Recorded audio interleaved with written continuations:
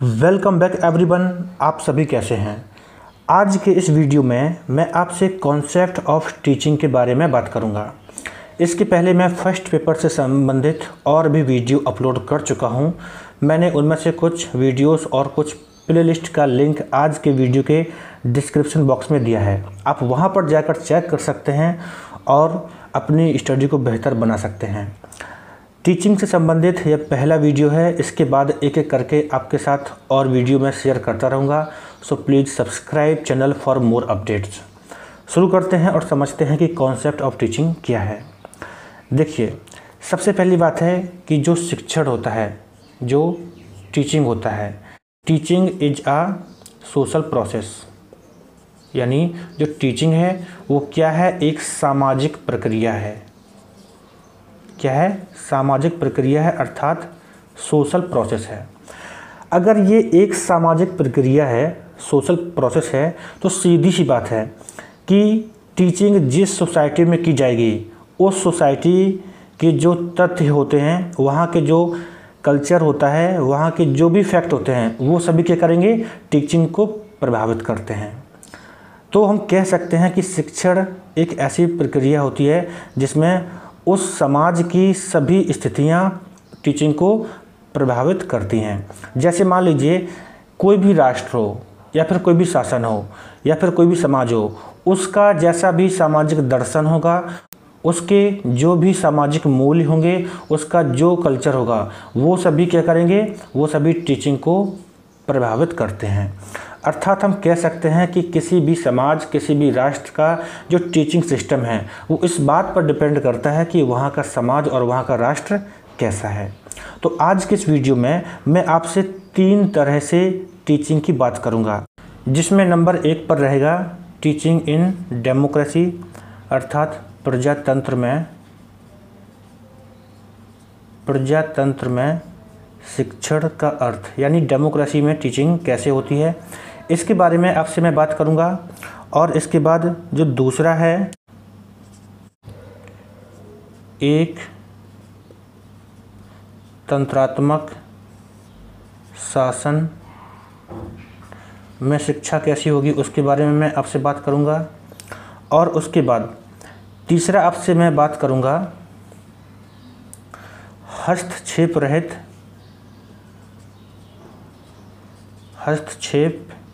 रहित शासन में शिक्षा। तो ये 3 चीज़ों के बारे में आपसे डिस्कस करूंगा। यानी डेमोक्रेसी में कैसे शिक्षा होती है, क्या उसका अर्थ होता है, और एक तंत्रात्मक शासन में शिक्षा कैसे होती है, उसका अर्थ क्या होता है, और हस्तक्षेप रहित शासन में शिक्षा कैसी होती है, उसका क्या अर्थ होता है। तो सबसे पहले बात करता हूँ प्रजातंत्र में शिक्षा। प्रजातंत्र में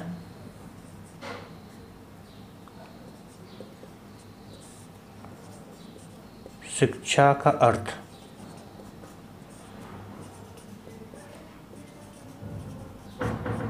अब देखिए, बहुत ही सिंपल तरीका है, जैसे कि शब्द हैं उसी तरह से आपको चीज़ों को समझना है। प्रजातंत्र क्या होती है? ऐसा सिस्टम जो कि प्रजा के लिए होता है। अर्थात हम डेमोक्रेसी किसे बोलते हैं? लोगों के द्वारा। क्या बोलते हैं? लोगों के द्वारा और लोगों के लिए बनाया गया जो सिस्टम होता है उसे क्या बोलते हैं? प्रजातंत्र बोलते हैं। यानी लोगों के द्वारा, लोगों के लिए बनाया गया जो सिस्टम होते हैं उसे हम डेमोक्रेसी कहते हैं। अब सीधी सी बात है, जब सब मिलकर ही अपने किसी कार्य को करने के लिए अपनी सरकार बनाते हैं, अपना सिस्टम बनाते हैं, इसका मतलब उसमें सभी की सहमति होती है। तो इस तरह का जो एजुकेशन सिस्टम होगा उसमें भी क्या होगा? उसमें भी जो डेमोक्रेसी है उसके सभी तथ्य आपको, उसके मूल्य दिखने को मिलेंगे। अब देखिए, डेमोक्रेसी में क्या होता है? डेमोक्रेसी में मानवीय संबंध होते हैं, यानी एक दूसरे से लोग जुड़े होते हैं, अर्थात मानवीय संबंध होते हैं। तो इस चीज़ का असर भी आपको वहाँ के एजुकेशन सिस्टम में दिखेगा। देखिए, इसमें क्या होता है? इसमें व्यवस्था के जो सभी लोग होते हैं या जो जनता होती है वो अपनी अपनी अभिवृत्तियों और अभिरुचियों के अनुसार, जो उसके मूल्य होते हैं उसके अनुसार आते हैं। और जो शासन होता है वो क्या करता है? जो शासन होता है जो शासन होता है, शासन लोगों के उन्हीं मूल्यों और अभिवृत्तियों को बढ़ावा देने का प्रयास करता है। तो इस तरह से यानी लोगों की जो चाहत होती है उसी के अनुसार शासन भी लोगों के साथ आकर चीज़ों को आगे बढ़ाता है। अब देखिए, जो डेमोक्रेटिक सिस्टम होता है, डेमोक्रेटिक सिस्टम में जो एजुकेशन होती है उसको हम कैसा मानते हैं? अंतः प्रक्रियात्मक रूप मानते हैं। कैसा मानते हैं? अंतः प्रक्रियात्मक रूप माना जाता है। किसमें? देखिए, डेमोक्रेसी में एजुकेशन को अंतः प्रक्रियात्मक रूप माना जाता है। ऐसा क्यों माना जाता है? क्योंकि देखिए, वही कॉन्सेप्ट है ना कि डेमोक्रेसी में एक दूसरे के लिए सब कुछ होता है। तो यहाँ पर पॉइंट क्या है कि एजुकेशन में, इस तरह की एजुकेशन में जो टीचर होता है और जो स्टूडेंट होता है, और जो स्टूडेंट होता है, ये दोनों एक दूसरे से इंटरेक्शन करते हैं। क्या करते हैं? अंतः प्रक्रिया करते हैं। अर्थात जो शिक्षक होता है और जो छात्र होता है, उन दोनों के मध्य में शाब्दिक और अशाब्दिक दोनों तरह से अंतः प्रक्रिया होती है। अर्थात इस तरह के सिस्टम में टीचर और स्टूडेंट दोनों का क्रियाशील होना आवश्यक होता है। अगर दोनों क्रियाशील नहीं होते हैं तो उस समय उसको हम शिक्षण नहीं कहेंगे। ये क्या होता है? ये प्रजातंत्र में शिक्षा का ऐसा रूल होता है। अब जैसे कि मैं आपसे डेफिनेशन की बात करूं तो इसे कैसे बोलेंगे? एक डेफिनेशन बताता हूं जिसको एडमंड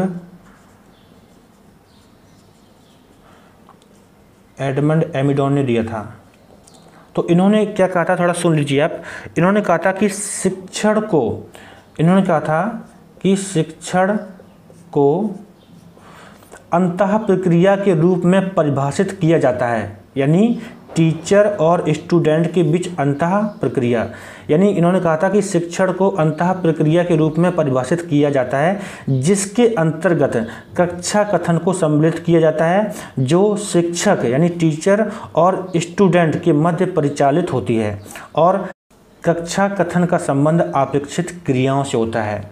तो फिर से इसको एक बार सुन लीजिए कि शिक्षण को अंतः प्रक्रिया के रूप में परिभाषित किया जाता है, जिसके अंतर्गत कक्षा कथन को सम्मिलित किया जाता है, जो शिक्षक तथा छात्र के मध्य परिचालित होते हैं। और कक्षा कथन का जो संबंध होता है वो अपेक्षित क्रियाओं से होता है कि क्या करना है, क्या सिखाना है। तो ये एक डेफिनेशन होगी। अगर और भी पॉइंट की बात करें तो प्रजातंत्र में क्या होता है? प्रजातंत्र में शिक्षक का जो स्थान होता है वो एक निर्देशक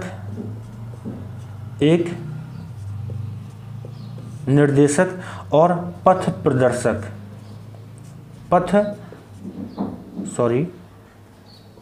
प्रदर्शक के रूप में होता है। यानी डेमोक्रेटिक सिस्टम में टीचर का स्थान एक निर्देशक और पथ प्रदर्शक के रूप में होता है या माना जाता है। और शिक्षण में छात्रों को क्रियाशील रहना बहुत आवश्यक होता है। छात्र इसमें प्रश्न पूछ सकते हैं और शिक्षक की आलोचना कर सकते हैं। ये किस में होता है? ये आपका डेमोक्रेटिक सिस्टम में होता है। और इसमें जो टीचिंग होती है ये स्वतंत्र अनुशासन पर कार्यरत होती है, या फिर इसमें स्वतंत्र अनुशासन पर बल दिया जाता है। और इसके बाद प्रजातंत्र के स्वतंत्र एवं समानता के मौलिक सिद्धांत प्रत्यक्ष रूप से शिक्षण को प्रभावित करते हैं। देखिए, मैंने पहले ही कहा था कि जो भी सिस्टम होगा वो डिपेंड करेगा वहाँ के शासन पर। अगर आपका शासन डेमोक्रेटिक है, प्रजातांत्रिक है, तो इसके मूल्य टीचिंग को प्रभावित करते हैं। इसलिए मैंने पॉइंट क्या बोला कि प्रजातंत्र के स्वतंत्र एवं समानता के जो मौलिक सिद्धांत होते हैं वो सीधे सीधे एजुकेशन को प्रभावित करते हैं। तो जो भी मैंने यहाँ पर पॉइंट्स दिए हैं इनको अच्छे से समझना है और आप चाहें तो नोट भी कर सकते हैं। इसके बाद नेक्स्ट मैं आपसे बात करूँगा एक तंत्र शासन में शिक्षा का अर्थ। जैसा कि नाम लिखा हुआ है एक तंत्र अर्थात ऑटोक्रेटिक। इस शासन में क्या होता है? सरकार किसी एक के द्वारा चलाई जाती है। तो इस प्रकार की शासन व्यवस्था कैसी होती है? परंपरागत सिद्धांत पर कार्यरत होती है। और तो इसमें जो टीचिंग सिस्टम होगा वो भी इसी तरह से होगा। इसमें ये मानते हैं कि वहाँ के जो भी लोग होते हैं, जो भी मेंबर होते हैं, उनमें किसी कार्य को करने की क्षमता होती है और उन्हें आदेश और निर्देश पालन करना चाहिए, या फिर वो जो भी आदेश उनको दिया जाएगा वो उसका पालन करेंगे।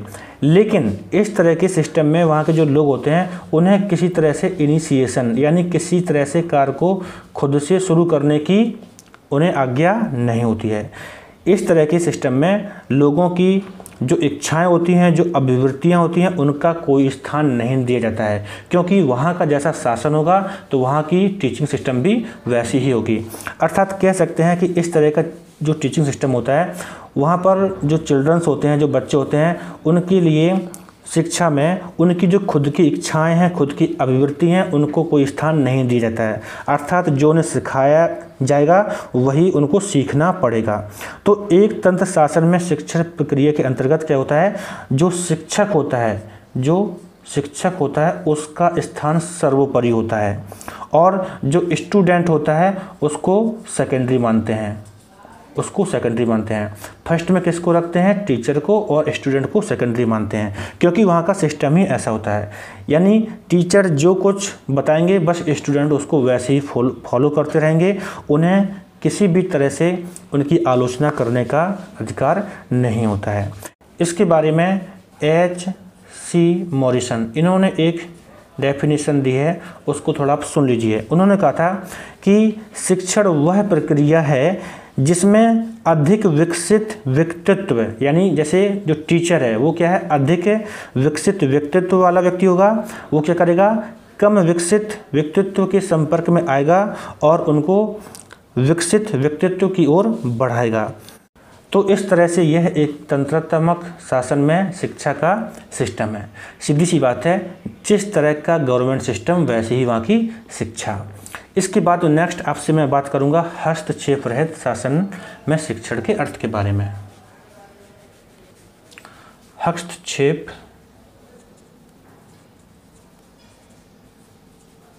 रहित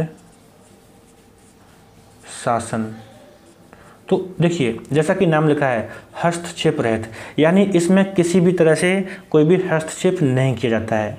यह शासन प्रणाली आधुनिक व्यवस्था सिद्धांत, किस पे, आधुनिक व्यवस्था सिद्धांत, यह प्रणाली आधुनिक व्यवस्था सिद्धांत कार्य तथा संबंध केंद्रित पर आधारित होती है। इसकी धारणा ये है कि व्यवस्था के जो सदस्य होते हैं, जो लोग होते हैं, उनमें समाधान करने की क्षमता होती है। यानी इस तरह के सिस्टम में जो लोग होते हैं, जो वहाँ के मेंबर होते हैं, उसमें समाधान करने की क्षमता होती है और उनमें डिसीजन लेने यानी निर्णय लेने की भी क्षमता होती है। तो अब क्या होगा, तो इस तरह का जो टीचिंग सिस्टम होगा उसमें क्या होता है, इसमें जो शिक्षक होते हैं, शिक्षक की अपेक्षा इसमें जो स्टूडेंट होते हैं उनको अधिक क्रियाशील माना जाता है। और जो टीचर होते हैं, टीचर को स्टूडेंट का केवल एक मित्र माना जाता है। अर्थात जो टीचर हैं वो स्टूडेंट को केवल किसी एक्टिविटी को करने के लिए एक राह दिखाते हैं या फिर कुछ ऐसी अपूर्ण एक्टिविटी प्रस्तुत करते हैं जिन्हें स्टूडेंट को पूरा करना होता है। कहने का मतलब है यहाँ पर कोई भी हस्तक्षेप नहीं किया जाता है। जब छात्र किसी अपूर्ण एक्टिविटी को पूरा करते हैं तो उसको वो सीखते हैं। तो इसमें जो शिक्षक का स्थान है वो कैसे मानते हैं, एक मित्र के रूप में मानते हैं, गाइड के रूप में मानते हैं। और इसमें जो टीचर होता है, यानी इस सिस्टम में जो टीचर होता है उसको ज़्यादा ही आलोचनात्मक माना जाता है, क्योंकि वह स्टूडेंट को कैसी भी तरह से एक्टिविटी करा के उनकी आलोचना करके उनको खुद से सीखने की ओर बढ़ाता है। और इस तरह से क्या होता है, जो छात्र होते हैं उनमें ज़्यादा ही सृजनात्मक क्षमताओं का विकास होता है और इस तरह से वहाँ के स्टूडेंट सीखते हैं। इसके बाद एक डेफिनेशन की बात करूँ तो B.O. स्मिथ इन्होंने बहुत ही शॉर्ट डेफिनेशन में कहा है, शिक्षण क्रियाओं की ऐसी विधि जो सीखने की उत्सुकता को जागृत करती है। क्योंकि इसमें जो टीचर होते हैं वो स्टूडेंट को एक्टिविटी करा के, यानी उनको एक्टिविटी की ओर प्रमोट करके कुछ सिखाने का प्रयास करते हैं। तो इस तरह से छात्र खुद ही सब कुछ सीख के करते हैं। अर्थात हस्तक्षेप रहित शासन के अंतर्गत जो स्टूडेंट होते हैं उन्हें किसी तरह से हस्तक्षेप नहीं किया जाता है, वो चीज़ों को करते हैं और बाद में उन्हीं को सीख जाते हैं। जहाँ पर कुछ गलतियाँ करते हैं तो वहाँ पर उनका जो टीचर होता है उन्हें बताता है। तो इस तरह से ये कॉन्सेप्ट ऑफ टीचिंग है जो कि अलग अलग शासन पर आधारित होता है। जहाँ जैसा समाज होगा वहाँ पर वैसा ही उस तरह का टीचिंग सिस्टम होगा। तो इस तरह से आप इसको समझने का प्रयास कीजिए, जो भी पॉइंट्स बताए हैं उनको समझिए और नोट कर लीजिए और ख़ुद से सोचिए कि किस तरह से समाज एजुकेशन सिस्टम को प्रभावित करता है। तो thanks for watching this video, please like and share. मिलता हूँ आपसे नेक्स्ट वीडियो में।